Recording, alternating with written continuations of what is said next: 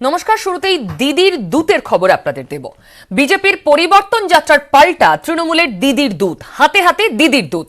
নয়া mobile application নিয়ে এলো তৃণমূল কংগ্রেস। দিদির দূত আসলে কমন একটা প্ল্যাটফর্ম, যেখানে গত 10 বছরে মমতা বন্দ্যোপাধ্যায়ের নেতৃত্বাধীন সরকারের কাজের খতিয়ানের বিভিন্ন নথি থাকছে নানা ভিডিওর সঙ্গে মমতা বন্দ্যোপাধ্যায়ের বক্তৃতার বাছাই করা কিছু অংশ, লাইভ স্ট্রিমিং।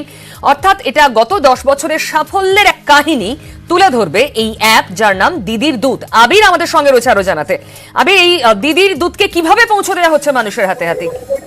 দেখো, গতকাল থেকে সোশ্যাল মিডিয়াতে ক্যাম্পেইনের ক্ষেত্রে যে জোর দেবে সেটা তৃণমূল কংগ্রেস জানিয়ে দিয়েছিল। আজকে যেটা জানানো হচ্ছে যে মোবাইল প্লে স্টোর অ্যাপ্লিকেশন এটি একটি, এই দিদির দূত। এই দিদির দূত মোবাইল অ্যাপ্লিকেশনের মাধ্যমে হচ্ছে একদিকে হচ্ছে তৃণমূল কংগ্রেসের গত 10 বছরের কাজের খতিয়ান, প্রশাসনিক পদক্ষেপ, দল হিসেবে তারা কি কাজ করেছে, নির্বাচনে কোন কোন ইস্যুকে কেন্দ্র করে তারা এগিয়ে যাবে, মমতা বন্দ্যোপাধ্যায়ের বক্তব্যের লাইভ স্ট্রিমিং, এছাড়া নানা ধরনের ভিডিও, তার সমস্ত কিছু থাকবে হচ্ছে দিদির দূত অ্যাপের মধ্যে। এই উপলক্ষে আজকে স্পেশালিটি ট্যাবলো লঞ্চ করানো হচ্ছে, যেটা অভিষেক বন্দ্যোপাধ্যায় করবেন, যেটা বিভিন্ন জায়গাতে মমতা বন্দ্যোপাধ্যায়ের বার্তা নিয়ে পৌঁছবে। একই রকম ভাবে রাজ্যের যে 294টা বিধানসভা কেন্দ্র, এই প্রত্যেকটা বিধানসভা কেন্দ্রে তো এই দিদির দূত তার একটি বিশেষ গাড়ির মাধ্যমে ঘুরে বেড়াবে এবং যেখানে সেখানকার বিধায়করা তাদের কাজের খতিয়ান সহ বিভিন্ন বিষয় তারা তুলে ধরবেন। আবির, মানে অ্যাপ্লিকেশনের নাম দিদির দূত, সেটা যারা ডাউনলোড করলেন, আর বাকিটা এই পরিবর্তন যাত্রায় রথের মতো বা বড় লাক্সারি বাসের মতো এবার একটা গাড়ি এভাবে দিদির দূত যেখানে লেখা থাকবে সেটাতে ঘুরবেন, সঙ্গে নেতারা থাকবেন। এটা কি পাল্টা পরিবর্তন যাত্রার? খানিকটা রথযাত্রার বিপরীত হিসাবেই এটা থাকছে, তবে এক্ষেত্রে নেতারা বিভিন্ন জায়গাতে এতে সফর করছেন না বলে এখনো পর্যন্ত জানা। যেটা জানানো হচ্ছে বিভিন্ন জায়গাতে এই গাড়িটি ঘুরবে এবং সেখানে বিভিন্ন রকম ভাবে অডিও ভিজুয়াল মাধ্যমে সেখানে মানুষের কাছে পৌঁছানোর তারা চেষ্টা করছে। তবে মূলত তারা জোর দিচ্ছে এই মোবাইল অ্যাপ্লিকেশনটার উপর, যেটা আজকে এই মুহূর্তে 1 লাখেরও বেশি মানুষ ডাউনলোড করেছে বলে তৃণমূল সূত্রে জানানো হয়েছে। আবির, অনেক ধন্যবাদ।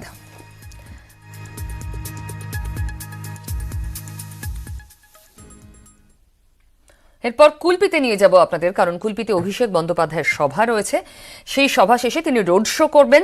আজ মেগা কর্মসূচি রয়েছে দক্ষিণ 24 পরগনা তৃণমূলের নজরে এবং দক্ষিণ 24 পরগনা বিজেপিরও নজরে। আমাদের প্রতিনিধি দুজন আমার সঙ্গে রয়েছেন। অভিজিৎ রয়েছেন। আমি কুলপির সভার প্রস্তুতির ছবি, কিরকম ভিড় জনসমাগম দেখাবো, ঢোলাহাট থেকে আমার সঙ্গে রয়েছে। অন্যদিকে অর্পণ আমার সঙ্গে রয়েছে রোড শো যেখান থেকে হবে সেখানে। আমি প্রথমে অভিজিতের কাছে যাব। অভিজিৎ, কি দেখছো তুমি? একটু পরেই অভিষেক বন্দ্যোপাধ্যায় আসবেন, বক্তব্য রাখবেন, নিশ্চয়ই আবার নিশানায় রাখবেন বিজেপিকে, হতে পারে শুভেন্দু অধিকারীকে। তার আগের প্রস্তুতি, ভিড় কিরকম?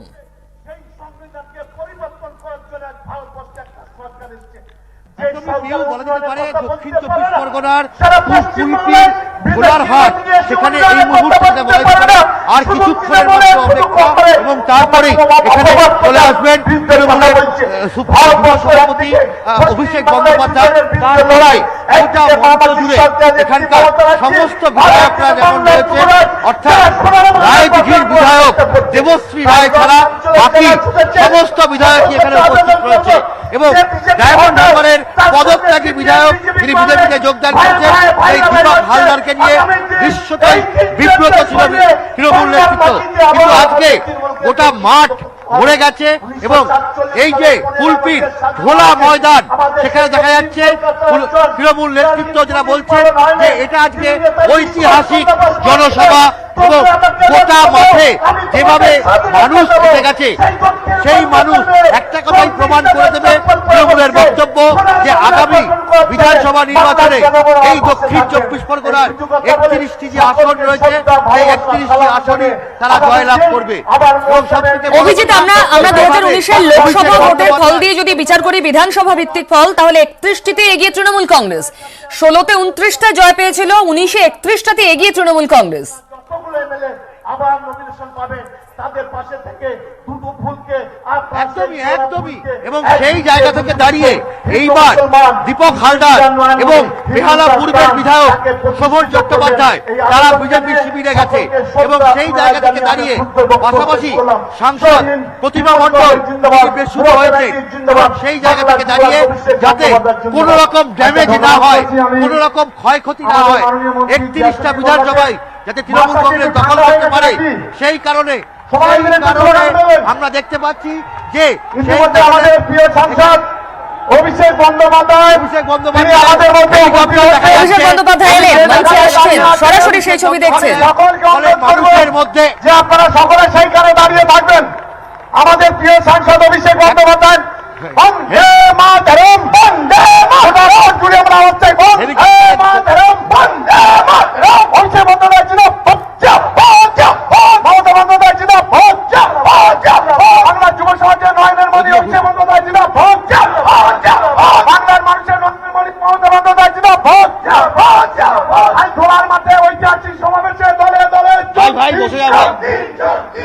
সাম্প্রদায়িক শক্তির বিরুদ্ধে তৃণমূল কংগ্রেস লড়ছে, উন্মাদনা চূড়ান্ত তৃণমূল বিরোধ কংগ্রেস করা লড়ছে। যাচ্ছে। অভিষেক বন্দ্যোপাধ্যায়ের এই হেলিকপ্টারকে কেন্দ্র করে তার হেলিকপ্টার আকাশে দেখা গেছে এবং সেই নিয়েই মানুষের মধ্যে উন্মাদনা চূড়ান্ত রয়েছে। অভিজিৎ, এখানেও তো খেলা হবে এবার, স্লোগান। এই চপারে করে অভিষেক বন্দ্যোপাধ্যায় আসছেন এবং এই চপার দেখা যাওয়া মাত্রই নতুন করে উন্মাদনা তৈরি হয়েছে এই কুলপির গোটা অঞ্চলে, এই সভা মঞ্চের আশপাশে। আমাদের প্রতিনিধি অভিজিৎ আপডেট দিচ্ছেন। এই ছবি এক্সক্লুসিভ নিউজ 18 আপনারা দেখছেন। ধোলাহাটে ল্যান্ড করবে এই চপার অভিষেক বন্দ্যোপাধ্যায়কে নিয়ে একটু পরেই, তারপরে তিনি মঞ্চে আসবেন। অভিজিৎ, যে কথা আমরা বলছিলাম যে এখানেও তো খেলা হবে, স্লোগান। বন্দ্যোপাধ্যায় সুস্বাগতম, স্বাগতম, স্বাগতম। অভিষেক বন্দ্যোপাধ্যায় সুস্বাগতম, একদমই, একদমই। এবং সেখানে হবে বলে তারা বলছে দক্ষিণ চব্বিশ পরগনা চপার রাজ্য অভিষেক বন্দ্যোপাধ্যায় সুস্বাগতম। খেলা হবে। সভা মঞ্চের ঠিক পাশেই হেলিপ্যাড, অস্থায়ী হেলিপ্যাড, যেখানে ল্যান্ড করলে হেলিকপ্টার। অভিষেক বন্দ্যোপাধ্যায় এক্ষুনি মঞ্চে আসবেন। নয়নের মণি অভিষেক বন্দ্যোপাধ্যায় স্বাগতম, স্বাগতম, স্বাগতম। বাংলার যুব সমাজের নয়নের মণি অভিষেক বন্দ্যোপাধ্যায় স্বাগতম, একদমই স্বাগতম, আর কিছুক্ষণের মধ্যে অপেক্ষা অভিষেক বন্দ্যোপাধ্যায় মঞ্চে চলে আসবেন। সবার ল্যান্ড করে গেছে, হেলিকপ্টার নেমে গেছে ঘোড়ার ময়দানে এবং সরকার মঞ্চের নেতৃত্ব যেমন উজ্জীবিত তেমন ভাবেই কর্মী সমর্থকরা তারাও উজ্জীবিত এবং অভিষেক বন্দ্যোপাধ্যায়ের বক্তব্য শোনার জন্য মুখিয়ে আছে গোটা কুলপির এখানকার যে মানুষ তারা মুখিয়ে আছে আজকে কি বক্তব্য রাখেন অভিষেক বন্দ্যোপাধ্যায়।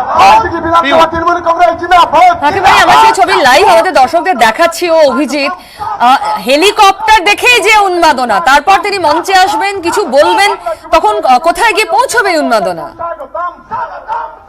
অভিষেক বন্দ্যোপাধ্যায় সুস্বাগতম, একদমই, এবং বলা যেতে পারে যে দক্ষিণ চব্বিশ পরগনাকে কেন্দ্র করে যাতে কোনো রকম এখানে ড্যামেজ না হয় তার জন্য তৃণমূল নেতৃত্ব সমস্ত রকম যেভাবে যেভাবে এখানে মানুষ এখানে যাতে কোনো রকম ভাবে বিজেপির পক্ষে না যায় তার জন্য সর্বভাবে চেষ্টা করা হচ্ছে। অভিষেক বন্দ্যোপাধ্যায় একের পর এক জনসভা করার অনুমতি দিয়েছে। তার সঙ্গে বলা যেতে পারে দক্ষিণ চব্বিশ পরগনা জেলা তৃণমূল সভাপতি তথা রাজ্যসভা সাংসদ সুভাষিস চক্রবর্তী যেমন রয়েছে তেমনভাবে এখানকার তৃণমূলের যুব তৃণমূল অভিজিৎ, সঙ্গে থাকো, যেভাবে ওয়েলকাম করা হচ্ছে অভিষেক বন্দ্যোপাধ্যায়কে লাইভ দেখাচ্ছি আমাদের দর্শকদের। সুস্বাগতম, স্বাগতম, স্বাগতম। বাংলা যুব সমাজের নয়নের মণি অভিষেক বন্দ্যোপাধ্যায় সুস্বাগতম, স্বাগতম, স্বাগতম। অভিষেক বন্দ্যোপাধ্যায় স্বাগতম, স্বাগতম।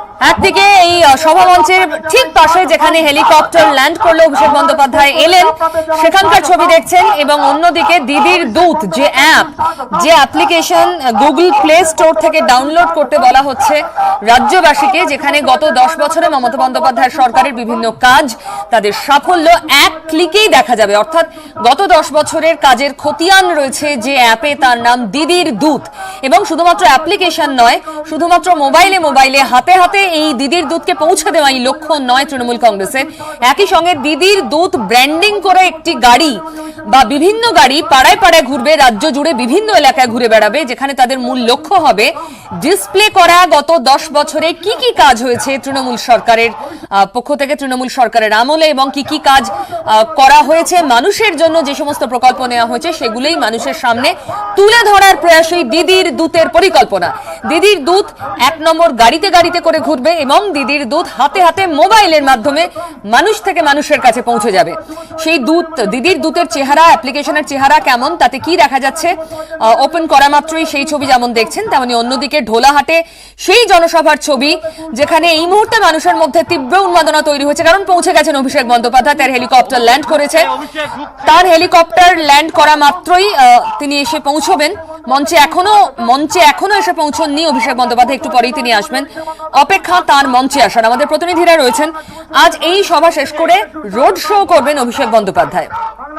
আমাদের অন্য প্রতিনিধি অর্পণও রয়েছে আমার সঙ্গে। অর্পণ, ঠিক কোথা থেকে শুরু হচ্ছে এই রোড শো, কোথায় শেষ হবে, রুট কি, তার কি প্রস্তুতি?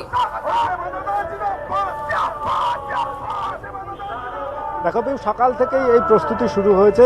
আমরা দক্ষিণ 24 পরগনার অন্যতম যে সোনারপুর উত্তর এবং দক্ষিণ বিধানসভা, সেই উত্তরের বিধানসভার কামালগাজী মোড় থেকে প্রায় 4.5 কিলোমিটার রাস্তা সোনারপুর পর্যন্ত এই রোড শো হবে। সকাল থেকেই তার প্রস্তুতি শুরু হয়েছে। বিভিন্ন ধরনের যারা নিরাপত্তার দায়িত্বে রয়েছেন সকাল থেকেই তারা এখানে এসে পৌঁছেছেন এবং প্রায় লক্ষাধিক মানুষ এই রোড শোতে অংশগ্রহণ করবেন এমনটাই জানাচ্ছেন তৃণমূল নেতৃত্ব। আমরা রয়েছি যেখানে কামালগাজী স্পোর্টস কমপ্লেক্স, এবং এই যে পাশের যে মাঠ রয়েছে সেই মাঠেই তার ঢোলাহাট থেকে সরাসরি সে আসবে এবং এখানেই তার হেলিকপ্টার এখানে ল্যান্ড করবে এবং এখান থেকেই তিনি কামালগাজী চলে যাবেন। তারপরেই সেখান থেকে শুরু হবে রোড শো। তবে তৃণমূল নেতৃত্বের যেটা বক্তব্য, যে বারে বারে তৃণমূলের যে সব শক্ত ঘাঁটি রয়েছে, যার মধ্যে সোনারপুর উত্তর এবং দক্ষিণে একাধিকবার বিজেপির পক্ষ থেকে রোড শো করা হয়েছে। বিজেপির যুব সভাপতি সৌমিত্র খাঁ এই রাস্তায় রোড শো করেছেন এবং আজকের অভিষেক বন্দ্যোপাধ্যায়ের রোড শো কি প্রস্তুতি রয়েছে আমাদের সঙ্গে রয়েছেন সোনারপুরের উত্তরের বিধায়িকা ফিরদৌসী বেগম। দিদি, কি প্রস্তুতি রয়েছে, কত মানুষ আছে এখানে? আমরা প্রস্তুতি নিয়েছি, একেবারে শেষ পর্যায়ে প্রস্তুতি। আমরা সম্পূর্ণ যেভাবে যে নিয়ম অনুযায়ী প্রস্তুতি নেওয়ার কথা আমরা নিয়েছি। আমাদের এখানে আমাদের লোকের আসার কথা আমরা বলেছি, 70,000 প্লাস আমাদের লোকের আয়োজন করা হয়েছে। আমরা আশা রাখছি, আমাদের যেহেতু তৃণমূল কংগ্রেসের যুব সভাপতি, তিনি রোড শো আমাদের এখানে সবে প্রথম দিয়েছেন। অনেক মিছিল আমাদের এখানে হয়েছে, কিন্তু রোড শো প্রথম। তো এটা একটা ঐতিহাসিক রোড শো, প্রায় 4 কিলোমিটার পথ ধরে আমাদের এই রোড শো হবে এবং আমাদের এখানে 70 প্লাস আমরা মানুষকে আমন্ত্রণ করেছি, তারা আসবে এবং অনুষ্ঠান হবে। আর ঢোলা থেকে তিনি ফিরছেন সরাসরি এখানে এই মাঠে, কামালগাজী নেতাজি স্পোর্টস কমপ্লেক্স মাঠ, এই মাঠে আমাদের সাংসদ তিনি নামবেন। হেলিপ্যাড আমাদের রেডি হয়ে গিয়েছে, সবকিছু প্রস্তুতি আমাদের রেডি। উনি আসলেই আমরা মিছিল শুরু করে দেবো, এরকম ভাবে আমাদের প্রস্তুতি চলছে। বুঝতেই পারছো, এই মাঠে তিনি আসবেন এবং ইতিমধ্যেই কামালগাজী যেখান থেকে মিছিল শুরু হবে, যেখান থেকে একদম। তুমি থাকো অর্পণ, তুমি তো আছোই, দেখালে আমাদের কামালগাজীর প্রস্তুতি। এখন ঢোলাহাটের মঞ্চে রয়েছেন অভিষেক বন্দ্যোপাধ্যায়, যে ছবি অন্যদিকে দেখছেন। একটু পরেই তিনি বলতে শুরু করবেন। আমরা আসবো দ্রুত একটা ব্রেকের পর, সঙ্গে থাকুন। দমদমে জোড়া দেহ উদ্ধার হয়েছে। গোড়াবাজারের আবাসনে ভাই বোনের দেহ উদ্ধার। ফ্ল্যাটের দরজা ভেঙে ঝুলন্ত দেহ পাওয়া গিয়েছে। যতটুকু জানা যাচ্ছে, পচা গন্ধ ফ্ল্যাট থেকে বেরোনোর পর প্রতিবেশীরা পুলিশে খবর দেন, তারপরে দরজা ভেঙে দেহ উদ্ধার হয়। কি কারণে মৃত্যু, কি জানা যাচ্ছে বলতে পারবেন আমাদের প্রতিনিধি ডিটেলে। অনুপ চক্রবর্তী আমার সঙ্গে রয়েছে। অনুপ, এখনো অবধি পুলিশ কি জানতে পারলো?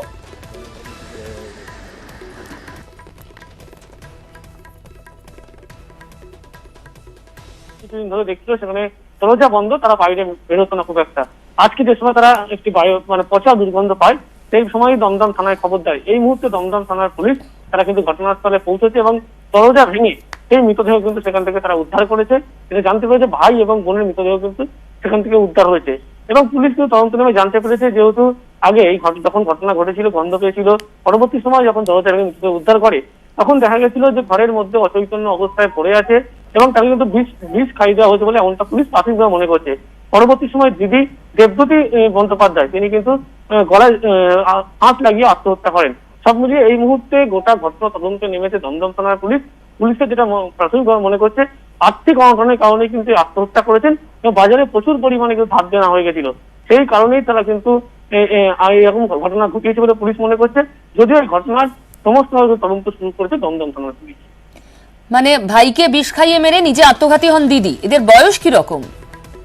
একজনের বয়স কিন্তু এখন অনিকেত বন্দ্যোপাধ্যায়, যে তার বয়স 37 বছর এবং দিদির বয়স কিন্তু 40 বছর, দেবজ্যোতি বন্দ্যোপাধ্যায়। 6 বছর ধরে কিন্তু এই অ্যাপার্টমেন্ট, যে যোগেশ অ্যাপার্টমেন্ট, এখানেই তারা ভাড়া থাকছিল এবং চতুর্থতলায় থাকছিল। পাড়া প্রতিবেশী বা অন্য অ্যাপার্টমেন্টের লোকের সঙ্গে সেভাবে মেলামেশা করতো না তারা, এরকম পরিবেশে জানাচ্ছি। কিন্তু যখনই দুর্গন্ধ পায় তারা কিন্তু দমদম থানায় খবর দেয়, দমদম থানার পুলিশ এসে মৃতদেহ উদ্ধার করে। এরা কি করতেন বলে জানা গেছে কিছু? এবার যেহেতু অন্য অ্যাপার্টমেন্টে আর অন্য যে আবাসিক ছিল তাদের সঙ্গে সেভাবে মেলামেশা করতো না, কি করতো এখনো পর্যন্ত জানতে পারিনি। পুলিশ তদন্ত জানতে পেরেছে পরিবারের সঙ্গে সেভাবে ভালো সম্পর্ক ছিল না। পরবর্তী সময় তার 6 বছর ধরে কিন্তু এই অ্যাপার্টমেন্ট সেখানেই তারা ভাড়া থাকে। ধন্যবাদ অনুপ, তুমি নজর রাখো, পরে তোমার থেকে আপডেট নেব। প্রাথমিকভাবে পুলিশ মনে করছে আত্মঘাতী হয়েছেন, ভাইকে বিষ খাইয়ে মেরে নিজে গলায় ফাঁস দিয়ে আত্মঘাতী দিদি। বয়স খুব বেশি নয়, ভাইয়ের বয়স 37, দিদির 40 বলেই জানা যাচ্ছে এখনো পর্যন্ত। আর্থিক অনটনই এমন সিদ্ধান্ত বলে পুলিশের প্রাথমিক অনুমান।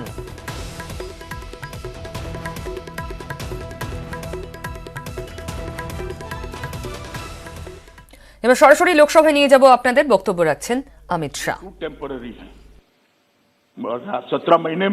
17 महीने में हिसाब मांगते हो तो टेम्पररी 370 साल तक चली, उस वक्त क्यों हिसाब नहीं मांगते थे? एक टेम्पररी प्रोविजन कब तक टेम्पररी रहेगा? टेम्पररी प्रोविजन को क्यों उखाड़ नहीं देते हैं?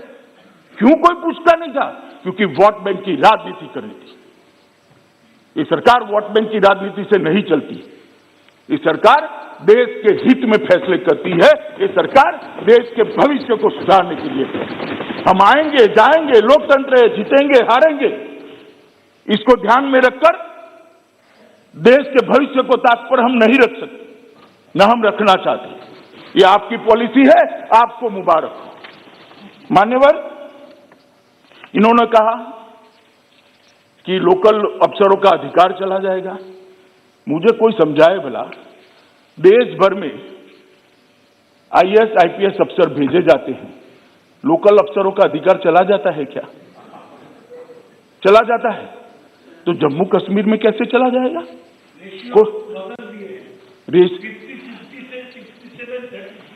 दादा आप ज्यादा पढ़ नहीं सकते, अब मैं समझ रहा हूं।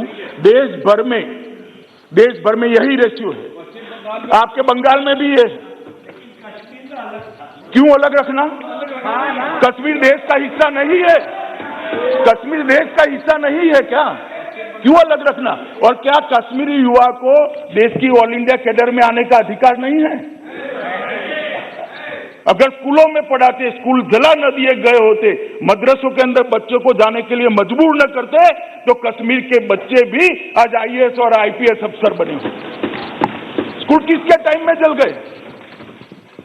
और मेरा हिसाब ले रहे हैं, मुझसे हिसाब मांग रहे हैं। कितने लोग मर गए, ये हो गया वो गया। मनीष भाई, कांग्रेस का शासन याद करो क्या होता था। हजारों लोग मारे जाते थे, सालों तक कर्फ्यू रहता था। और परिस्थिति का आंकड़ों के आधार पर जरा आकलन करो। मैं इसमें जाना नहीं चाहता, क्योंकि तू मैं होती है। कश्मीर में शांति बहुत बड़ी चीज है, और जो अशांति का समय था उसको मैं याद भी करना नहीं चाहता। भगवान करे कभी ऐसी अशांति वहां न हो, और नहीं होगी, क्योंकि अब हमारा शासन। मान्यवर, मसूदी साहब कहते हैं कि 80% जगह पर डायरेक्ट रिक्रूट रखें। तो भाई डायरेक्ट रिक्रूट पर क्यों भरोसा नहीं? देश के हर राज्य की स्थिति है मान्यवर कि डायरेक्ट रिक्रूट अफसर होते हैं। इसका एक प्रो रेटा है, प्रमोशन होता है जब लोकल अफसरों का, तो वो भी जगह लेते हैं। और ये देश का, पूरे देश का एडमिनिस्ट्रेटिव इंफ्रास्ट्रक्चर इसी आधार पर बना है। अब जम्मू कश्मीर के अंदर चीप पॉपुलैरिटी के लिए ये कहना कि 80% अफसर बाहर के, कोई बाहर का नहीं है, सभी भारत माता की संतान है, इसी भारत में जन्मे। बाहर का क्या होता है? ये नई पैटर्न और नई फैशन विकसित करिए। बाहर का है दादा, आपको नहीं कह रहा मैं। मान्यवर, एक गलत रास्ता है, इस रास्ते पर देश में भलाई नहीं होगी। मसूदी साहब कह रहे हैं कि आपने बोडोलैंड को ये दे दिया, मणिपुर को ये दे दिया, कश्मीर को क्यों नहीं? अरे मसूदी साहब, जरा सच बोला करिए। आप तो जज हो, सब कुछ पढ़ते हो। सभी अकॉर्ड निकाल कर दीजिए। किसी को अलग संविधान नहीं दिया है, किसी को अलग झंडा नहीं दिया है, किसी को धारा 370 नहीं दी है। और ये तो हमारा वादा था देश की जनता को 1950 से कि इस देश में 2 विधान, 2 निशान, 2 प्रधान नहीं रहेंगे। और आज मोदी जी के नेतृत्व में हमने इसको समाप्त कर दिया।